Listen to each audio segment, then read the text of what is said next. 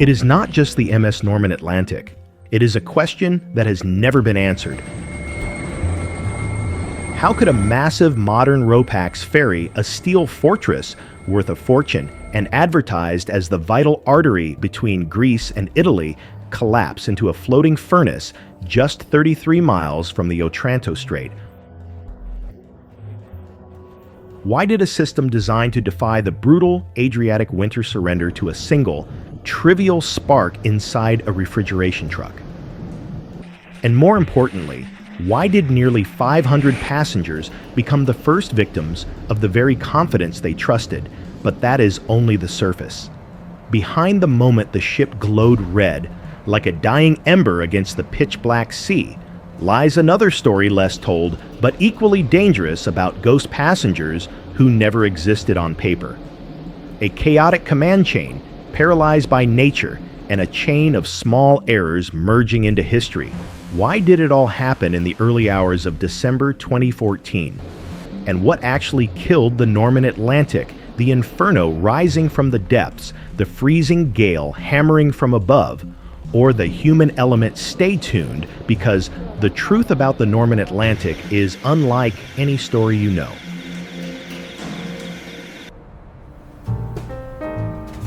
December 28, 2014, the port of Patras, Greece.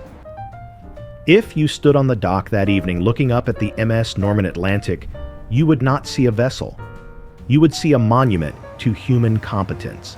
She was a sprawling 27,000-ton behemoth of white steel and glass, a roll-on, roll-off giant designed to tame the Adriatic Sea. She was leased by Adriatic Lines, a trusted name, a promise of efficiency connecting the rugged coast of Greece to the industrial heart of Italy. For the hundreds of passengers boarding that night, the ship was a sanctuary. Outside, the winter air was biting, carrying the sharp, salty promise of a brewing storm. But inside the Norman Atlantic, was a world of golden light and manufactured warmth. The air smelled of heavy Maritime diesel strong coffee and the faint, expensive scent of duty-free perfume. It was the smell of civilization. The loading process was a mechanical ballet. The stern ramp lowered with a heavy industrial groan, swallowing cars, tankers, and refrigerated trucks one by one. The crew worked with the practiced apathy of men who had done this 1,000 times. They packed the vehicles tight, bumper to bumper, mirror to mirror, maximizing every inch of the open deck floor. It was efficiency at its finest. The deckhands waved the final refrigerated trucks into their slots, listening to the hum of the cooling motors, oblivious that they were not merely loading cargo, but carefully arranging the kindling for a pyre.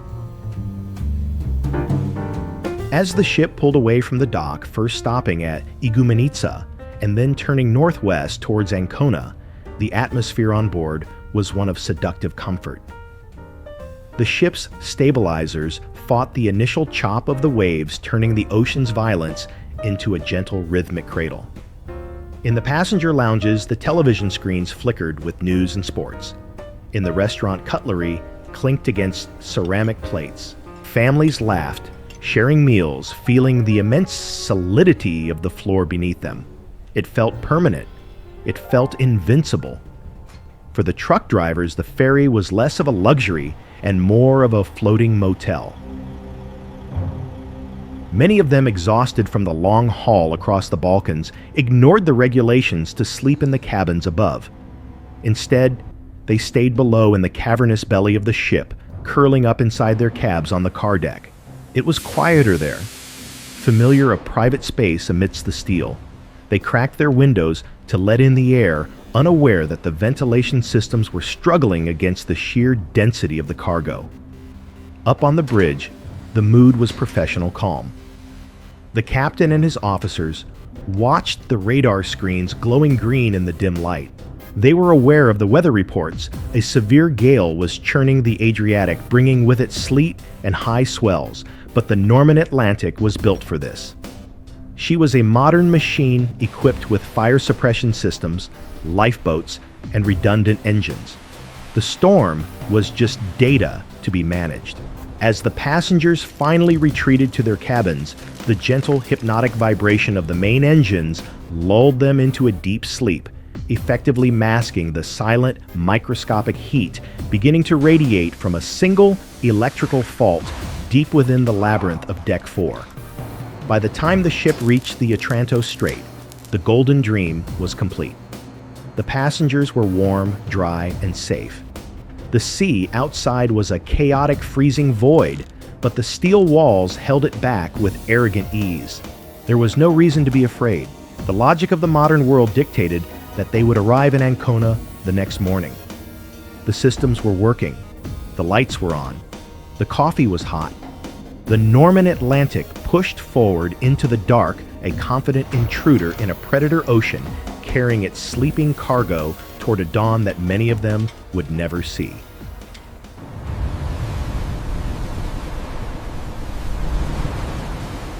Oh 5:30 a.m. The Adriatic is pitch black. The world is a violent mixture of 50-knot winds and freezing sleet.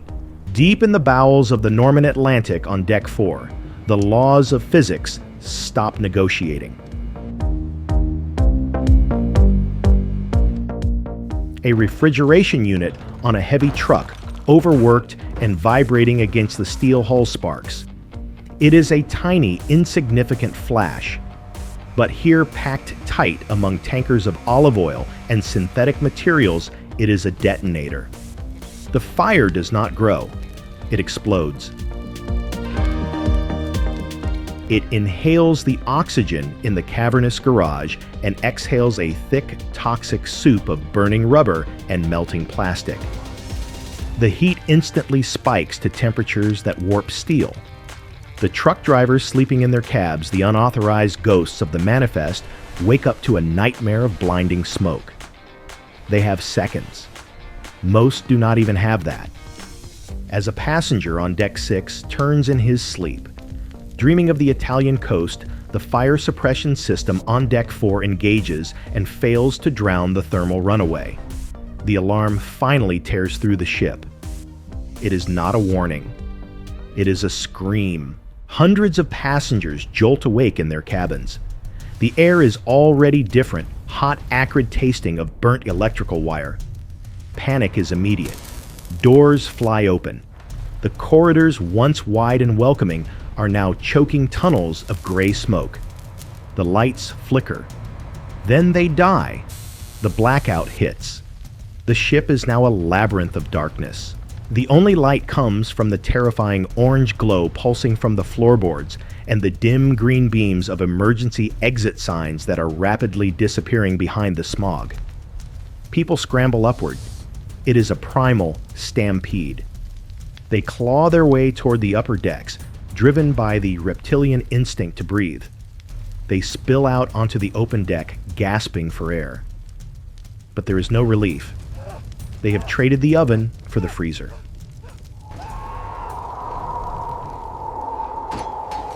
The gale force winds hit them like a physical blow, knocking people off their feet. The temperature is near freezing. The ocean is crashing over the rails, sending sprays of icy salt water into the faces of the terrified crowd. And then the ship begins to die. The fire eats the main electrical cables. The engines cut out. The massive vessel loses steerage. She is no longer a ship. She is a burning piece of debris drifting helplessly toward the Albanian coast. The Chimney Effect takes hold. The heat from the garage rises through the stairwells and ventilation shafts, turning the superstructure into a vertical kiln. The passengers are trapped on the highest deck, huddled together. As the first officer shouts into the radio for a nearby merchant vessel, the paint on the exterior of the funnel behind him begins to blister and peel in silent, synchronized sheets. The heat rising from below becomes a torture device.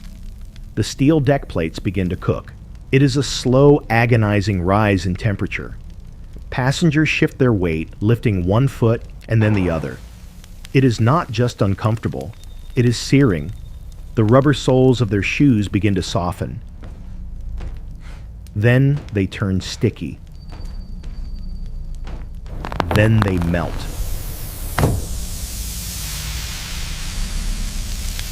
Survivors are forced to stand on the melting remnants of their own footwear, dancing a horrific jig between the fire beneath the steel and the ice falling from the sky. The visuals are apocalyptic. To the west, the lights of Italy are invisible. To the east, nothing but the storm. Below them, the car deck is glowing a dull, angry red, illuminating the churning waves with the color of blood. The rescue effort begins, but it is a war against nature, the spirit of Piraeus. A container ship arrives but cannot get close. The waves are 6 meters high. To launch a lifeboat is suicide. The Norman Atlantic's own lifeboats are largely useless. One is engulfed in flames, others are stuck in the mechanisms or smashed by the waves. The only way out is up. Helicopters. But this is not a movie. This is a slow, grinding ordeal. The Italian and Greek helicopters hover overhead, fighting the turbulence. The winchmen are swung like pendulums in the gale, slamming against the railings, trying to drop a basket to a panicked mob of hundreds. They can only lift 2 or 3 people at a time. 2 people. Every 15 minutes.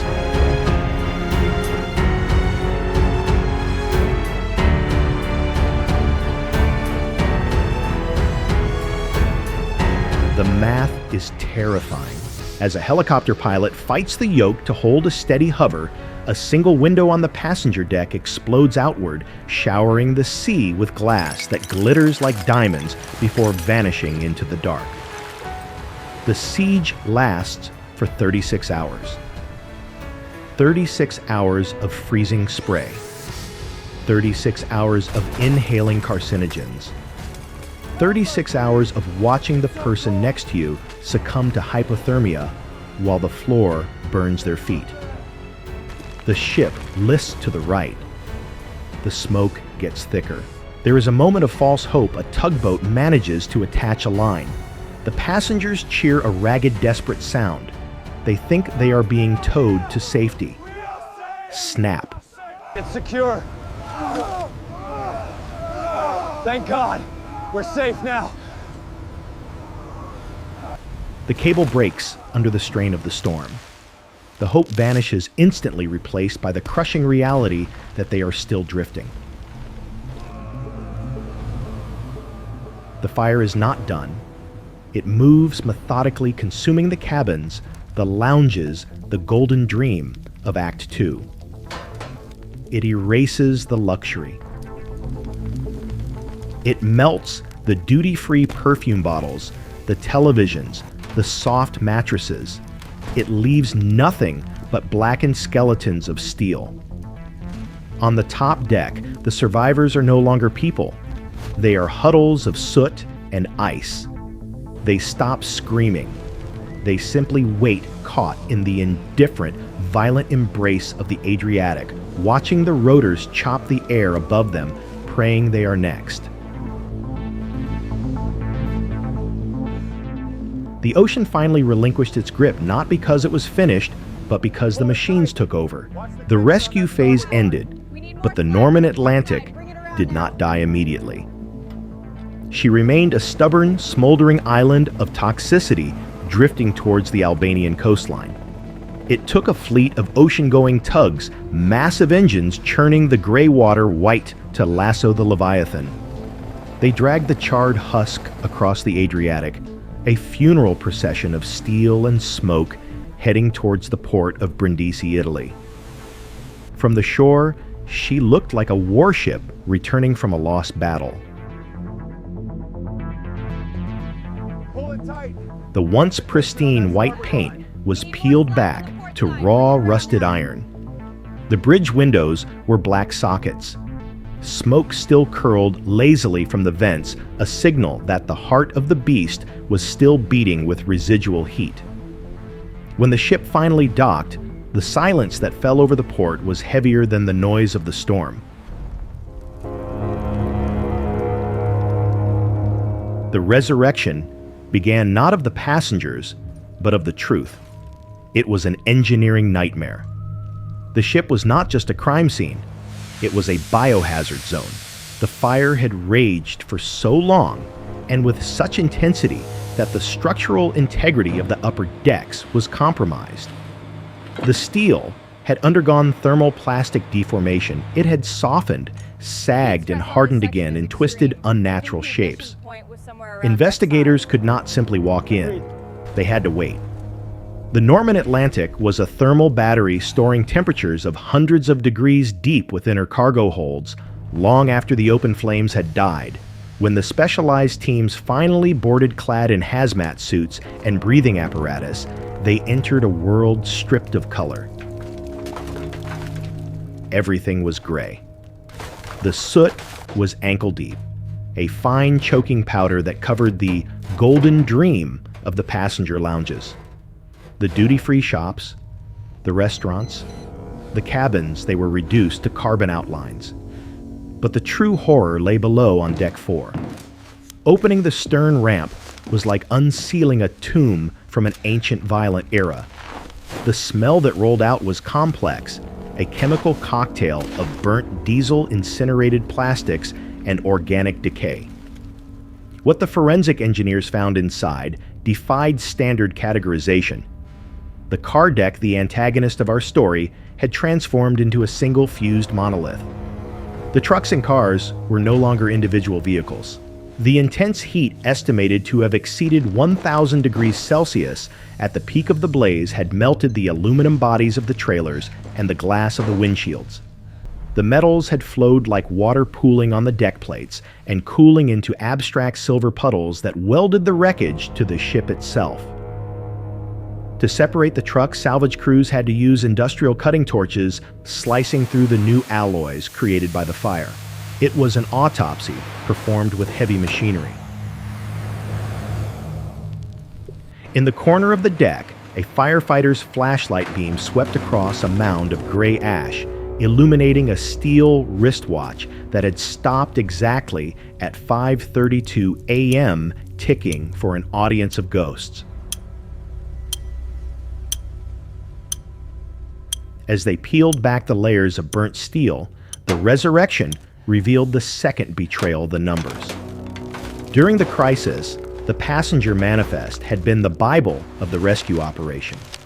Authorities believed they were looking for a specific number of souls. But as the investigators sifted through the wreckage, the terrifying reality of the human element became clear. The list was a lie. They found remains where there should have been none.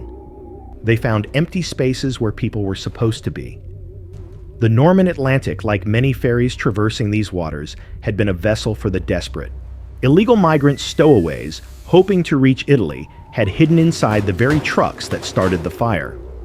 They were the invisible victims, men and women who never purchased a ticket, and therefore, in the eyes of the bureaucracy, did not exist.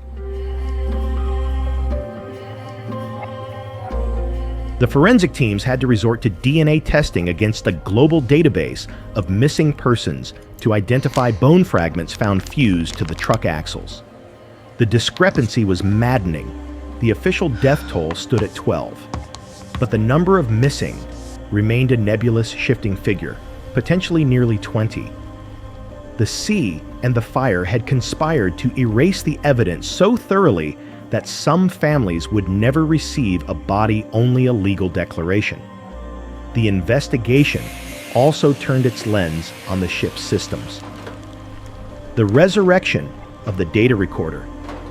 The Voyage Data Recorder VDR painted a damning picture of the initial response. The fire suppression system, the deluge drenchers designed to flood the car deck, were scrutinized. The valves were found. The pipes were analyzed. The terrible question was asked. Was it a mechanical failure or a hesitation? Did the crew, fearing the damage to the cargo, wait too long to release the water? Or did the system trigger only to find itself overwhelmed by the sheer caloric density of the burning olive oil and tires?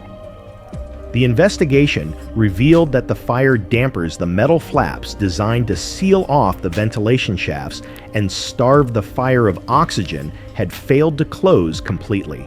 The Chimney Effect wasn't just bad luck. It was a mechanical surrender. The ship had inhaled the gale, feeding the fire with fresh oxygen at the precise moment it needed to be suffocated. The salvage operation took months. The Norman Atlantic was eventually towed to Aliaga, Turkey to be scrapped. The breakers' yards are the final resting places of these steel giants. There under the hot sun, the ship was cut apart, piece by piece. The resurrection was clinical cold and absolute. It turned a tragedy of human suffering into a report of thermal units, stress fractures, and liability clauses. The emotional terror of the passengers on the top deck was translated into dry legal text about negligence and safety protocols. But for those who walked the blackened corridors during the investigation, the story was not in the report. It was in the silence of the car deck, where the outline of a handprint was found seared into a bulkhead, a permanent testament to the moment where the human timeline ended and the geological timeline of the metal began. The legal battles following the Norman Atlantic disaster dragged on for years, a labyrinth of litigation as complex as the ship's own corridors. Captains were charged, ferry operators were fined, and new regulations were drafted in the sterile meeting rooms of the International Maritime Organization.